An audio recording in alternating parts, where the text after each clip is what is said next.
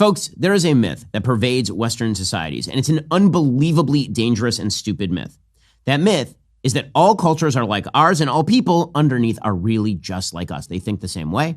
They want the same things. And all it requires is a little bit of kindness and education for everyone to blossom into a good Westerner. That is a lie. And it is a really dangerous lie, because when you grant that credibility to people who actively want a different thing, who actively foment evil, who teach their children evil, when you say, well, they don't really want evil, they're not really evil, they don't believe evil things, really it's just about us not being nice enough, what you end up doing is surrendering to the evil. And that is the story of the Palestinian nationalist cause for the last 80 years. The Palestinian nationalist cause is based on an evil supposition, which is the destruction of the state of Israel.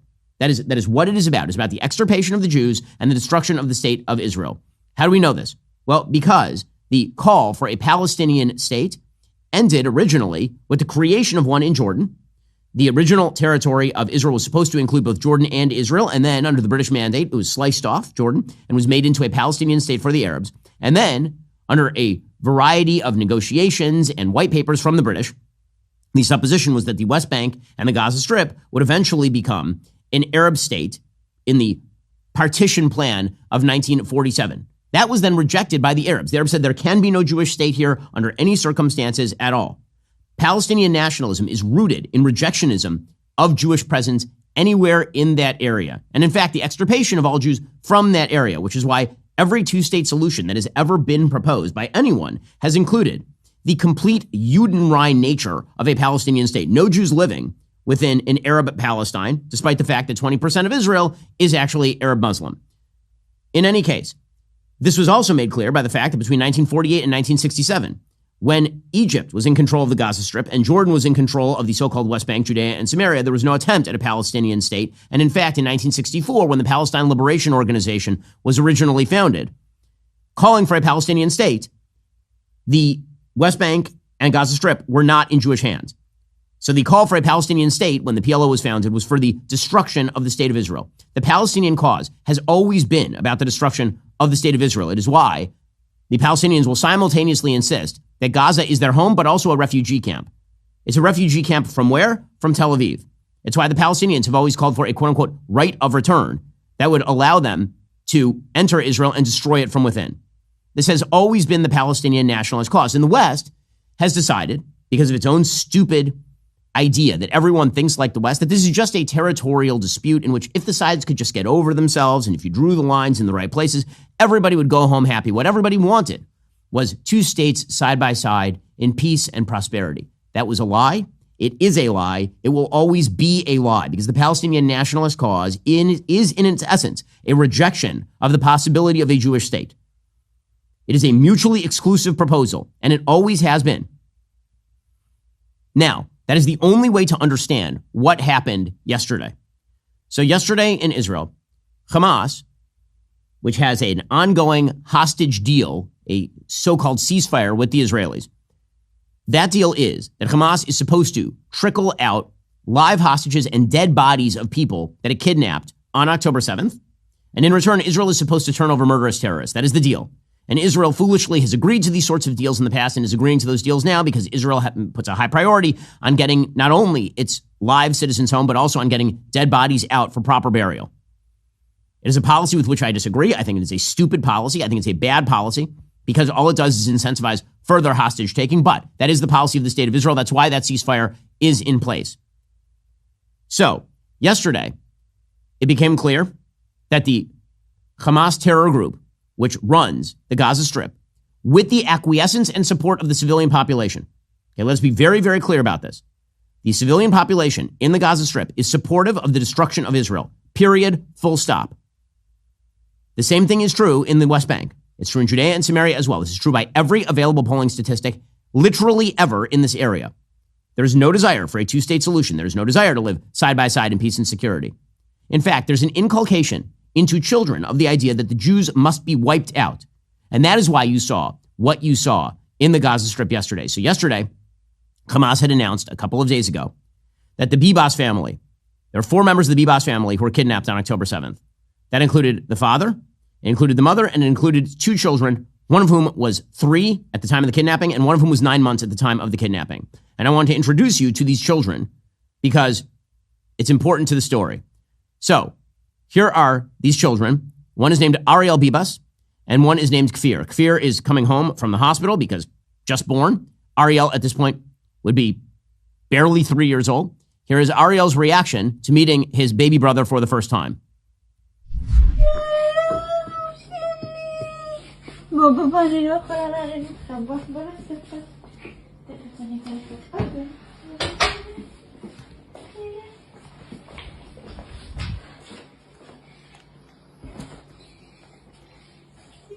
those who can't see, is a small child approaching a baby and smiling big. This is a baby brother hugging the baby.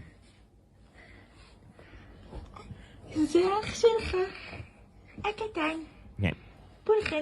And here is the baby brother, a little bit older, just laughing and giggling as babies will.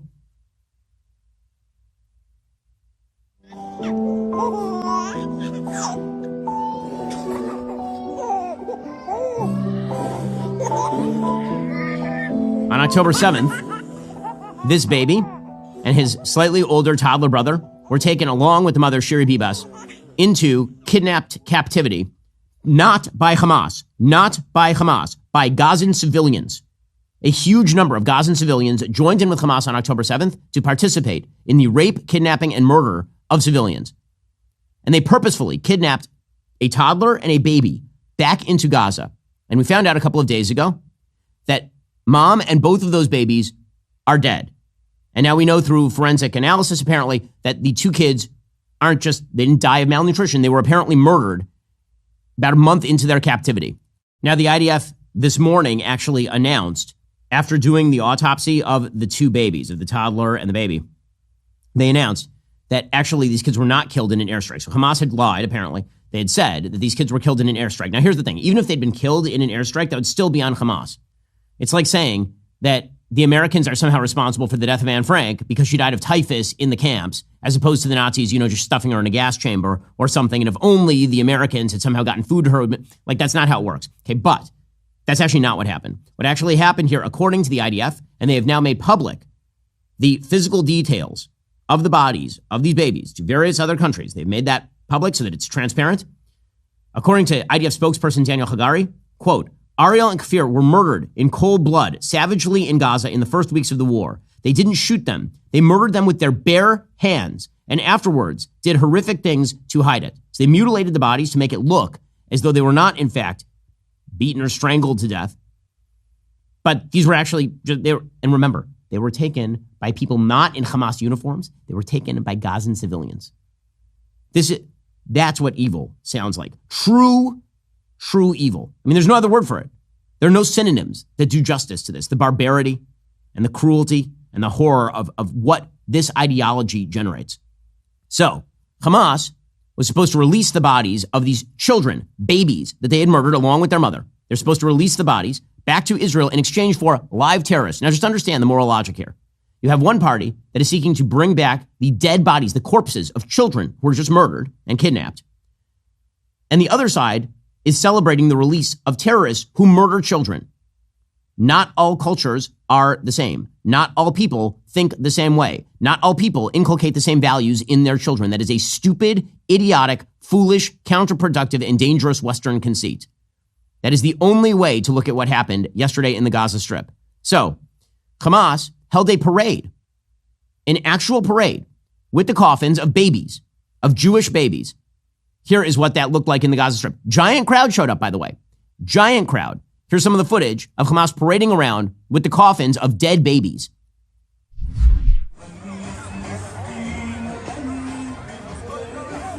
With the music playing, celebratory music. And by the way, you're seeing representatives there from all of the various terror groups, including Fatah. Fatah is the military wing of the so-called moderate Palestinian Authority that is supposedly ruling the West Bank at this point. People are cheering the movement of these bodies, of these dead bodies. Music, celebratory music, is playing in the background of all of this. You can hear the voices of children. And in fact, again, here's a shot of the size of the crowd. It was a massive crowd that showed up to cheer, to celebrate the dead bodies of babies. This is a culture of death. It is, in fact, an evil culture. There is no culture. I've never even heard of a culture that celebrates the death of babies, like literally celebrates the actual murder of children, not civilian casualties, which are tragic and awful and should be avoided, but the actual purposeful murder of babies. There's no culture on earth that I've even heard of that does this. And yet that's what it was. Listen to the cheers and the whistling. You can hear the cheers and the whistling. This is thousands of Gazans who are out in this, civilians, right? The innocent, starved, genocided Gazan civilians out there cheering the coffins of babies being moved. And by the way, it's the kids too. Okay, now kids are not responsible for their actions. Their parents are responsible. The awful, evil tragedy of children being indoctrinated into something like this is so beyond words. It is unspeakably malicious and horrifying. They put children on stage where the babies' bodies were 1 second ago to dance and sing. Here's some of the footage.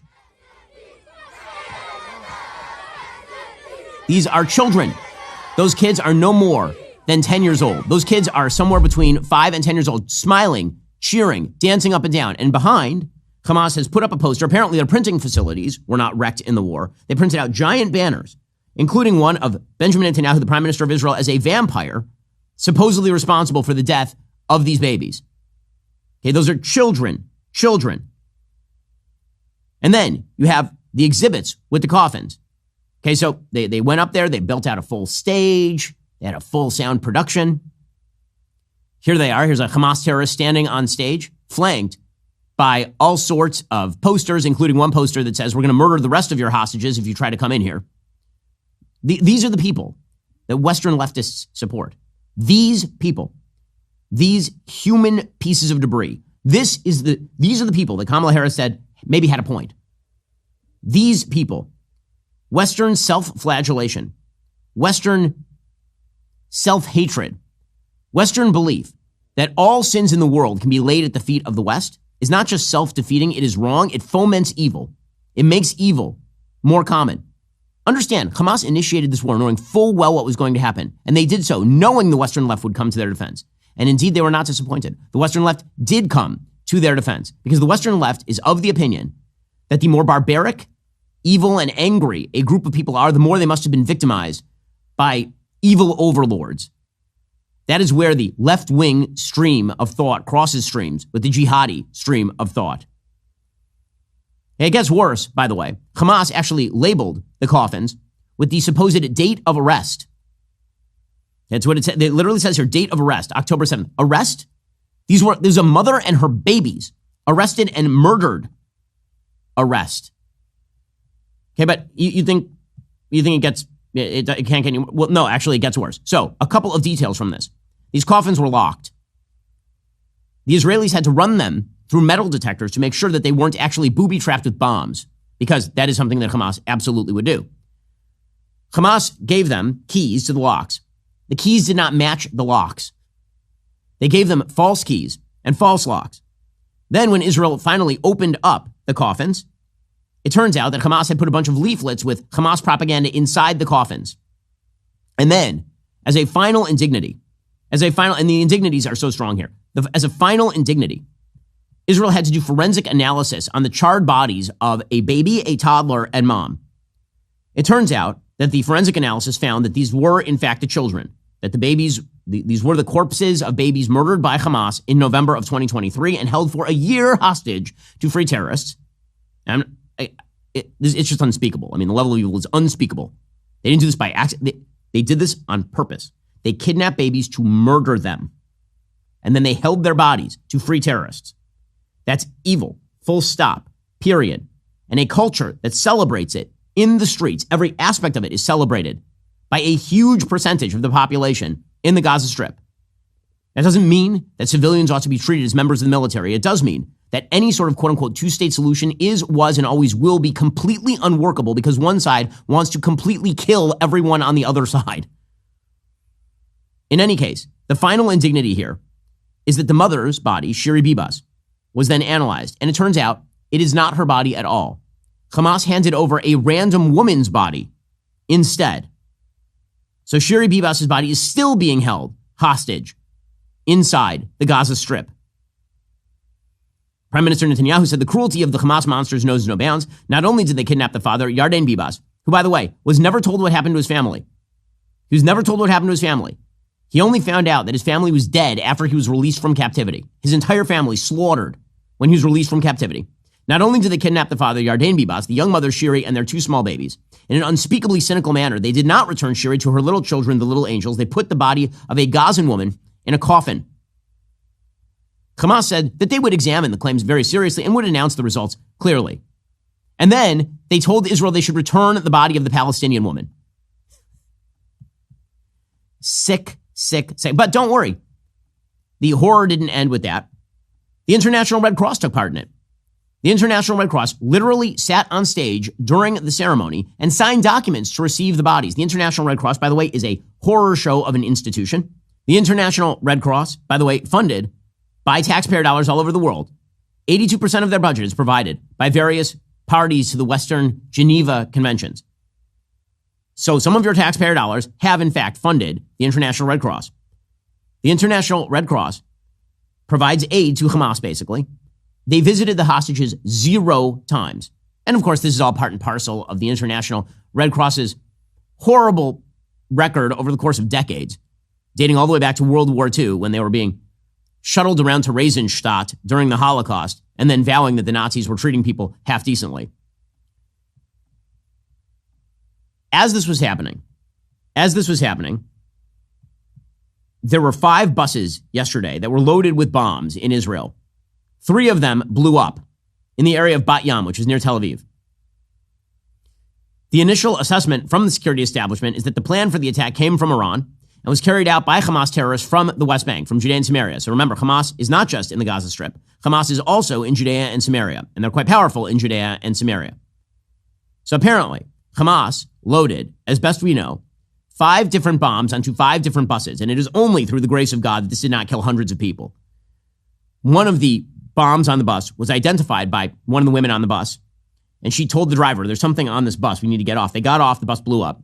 2 other buses then blew up. Apparently that is because the terrorists were stupid enough to mistime the bombs. They put analog clocks on there, and instead of setting it for 10 a.m. during rush hour, they set it for 10 p.m. And so they blew up in a parking lot without anybody aboard, which is a miracle. Israel then stopped every bus in the country and searched all of the various buses. There's speculation that this was supposed to be the leadoff for another October 7th style attack, because Hamas, knowing exactly what was going to happen after they had a celebratory event surrounding the murder of babies, knowing that the war is going to restart in the Gaza Strip, wanted another October 7th style event from the West Bank. The goal there would be, presumably, to set off bombs simultaneously around Israel, draw troops to those areas, and then breach fences between the Arab areas of Judea and Samaria and the Jewish areas, and then start to rush into various Jewish villages and do another October 7th, this time from the Judea and Samaria area. Again, it's only through the grace of God that was thwarted, because the Shin Bet, which is Israel's domestic security service, completely failed. Apparently explosives, this Jerusalem Post, weighing 4 to 5 kilograms were found, intending to explode on Friday morning in order to kill hundreds of civilians. And again, a Hamas West Bank battalion appeared to claim responsibility for the mass bus bombings. So, what are we to make of all this? Well, the first thing we're to make of all this is that Donald Trump is absolutely right. The time to unleash hell is long past. It is long past. President Trump acknowledges realities on the ground better than any politician I have seen. He recognizes that this 2-state solution nonsense is precisely that. It is nonsense. It is rooted in wishful thinking. It is not rooted in reality. When President Trump suggests that Gaza be cleared of its population and people be allowed to go elsewhere, and that the place actually turn into a place of investment and decency, that is the only decent solution that I have heard to this entire situation for literally decades. When it comes to the so-called West Bank, Judea and Samaria, and I always say so-called West Bank because that is not the proper name of this area. Judea and Samaria are the historic names for this area. The reason that the Jews are called Jews is because they spring from, wait for it, Judea. Right? That is the biblical heartland of Israel. Pretty much every place mentioned in the Bible is in the so-called West Bank, Judea and Samaria. It is called the West Bank because it is the West Bank of the Jordan River. It was called the West Bank, this particular area, when it was under Jordanian control from 1948 to 1967. Israel should annex all of it. Israel should say there will be no Palestinian state. There can be domestic home rule in some of these areas for purposes of picking up trash and collecting taxes. Anybody associated with terrorism will be expelled or jailed. Security control must retain in Israeli hands. And as for voting, nope, it's just like Puerto Rico. The United States and Puerto Rico have a wonderful relationship, and Puerto Ricans do not vote in American national elections. It's exactly the same thing. That is the only proper answer to what is going on here. Because the evil that we saw in Gaza is not relegated to Gaza. It exists in Tulkarm. It exists in Jenin. It exists in Nablus. It exists in Hebron. It exists in all of these places. And so this bizarre, stupid Western notion that you can project your own values onto people who celebrate, cheer, and train their children to cheer the death of babies, the purposeful murder of babies. Again, the false equivalence, the sick false equivalence by some people in the media infrastructure who suggest that there is somehow an equivalence between attempting to target a terrorist who's hiding behind a child and the child being a civilian casualty and breaking into a family's home, kidnapping babies back to terror tunnels and murdering them. If you are that sort of person, you have a moral perversion inside you that I'm not sure how to solve. The Western left, and even some on the Western right, who agree with this particular mentality, that is a moral perversion. President Trump certainly doesn't agree with that particular mentality. The moral equivalence is non-existent. And because there is, in fact, no moral agreement on the basic things of life, in order for there to be any agreement, there has to be some sort of agreement on interests. There is no agreement on interests. There is no agreement on what this war is even about. Israel believes that the war should be about setting territorial boundaries. The Palestinians and the Palestinian cause is that Israel should disappear. End of story. As my friend Dennis Prager has frequently said, if Israel were to put down all of its guns today, every Jew in the area would die. Everyone. That was proved on October 7th. It's proved every single day. And if the Palestinians had put down their guns 30 years ago, they'd have a state. And instead, they've not. They've decided they would rather that their own children die in war. They'd rather train their own children to whistle, cheer, and sing at the death of Jewish babies. That is not a situation that is fixable. Other ideas must be considered, and this is why President Trump is right, and this is why all hell should, in fact, break loose on Gaza. Israel should do precisely what President Trump has suggested in the Gaza Strip. They should waste no more time on this, and they should do exactly the same thing in Judea and Samaria as well, because Hamas is in control of Judea and Samaria too. In fact, Hamas right now, by polling data, is more popular in Judea and Samaria than they are in the Gaza Strip. Well, speaking of the evils going on in the Middle East right now, in the wake of the ongoing conflict, Israel continues to face profound humanitarian challenges. The International Fellowship of Christians and Jews remains steadfast in providing vital support to those affected across the Holy Land, offering hope and healing to communities in crisis.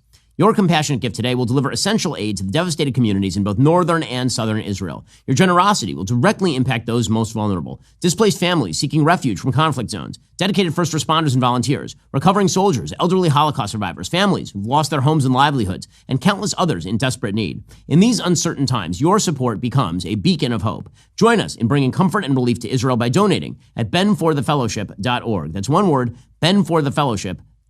Your kindness makes a huge difference. And what's going on in Israel is truly horrifying. Israel is facing existential threat, not just from Hamas, not just from Hezbollah, also from Hamas in the West Bank. And the suffering continues day in and day out. Your help does, in fact, help. benforthefellowship.org. Thank you, and God bless. Once more, benforthefellowship.org to help out the suffering people in the Holy Land.